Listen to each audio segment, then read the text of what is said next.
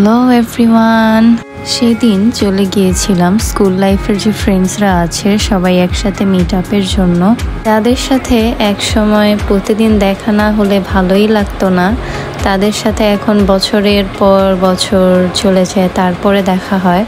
But আমরা try করি প্রত্যেকটা ইয়ার যতটুকু পসিবল দেখা করা। তাও অনেক সময় দেখা যায় প্রতি ইয়ারে একবারের বেশি হয়তো তেমন একটা হয় না। সময় কিভাবে বদলে যায় তাই না?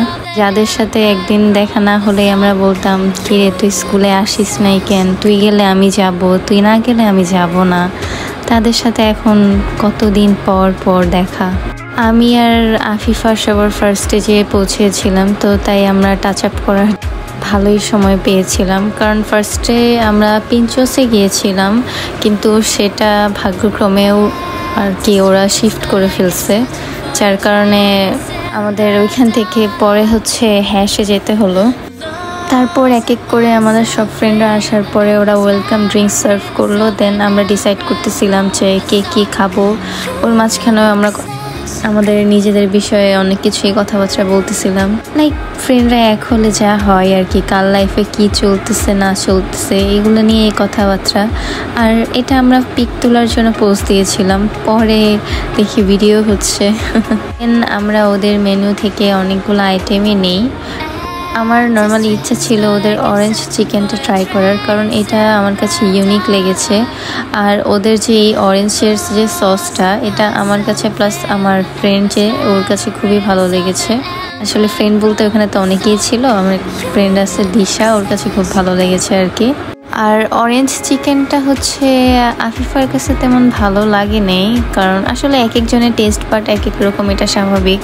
আমার কাছে আবার খারাপ লাগছে এরকম কিছু মনে হয়নি।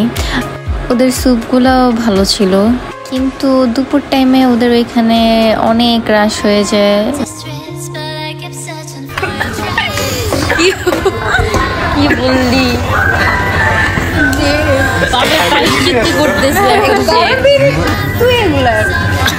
খাওয়ার মধ্যে আমাদের একটু শয়তানি ফাইজলামি আর কি।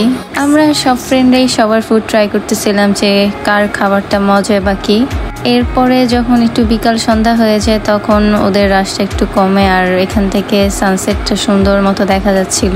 আর যেহেতু একটু হোয়াইট থিমে করা, তাই সানসেটটা ওদের রেস্টুরেন্ট থেকে ভালোই প্রিটি লাগে আর কি। ডেকোরেশনের দিক দিয়ে ওদের রেস্টুরেন্টটা খুবই ভালো আমি বলবো। তারপরে যে আমাদের বিদায় পালা, আর রাফসানা বাইরে চলে যাবে, এজন্য আমাদের হাগ সেশন চলতেছিল সবার ওর সাথে। সো আজকের জন্য এই পর্যন্ত। Follow my FB, Insta, TikTok, subscribe to my YouTube channel. Tata.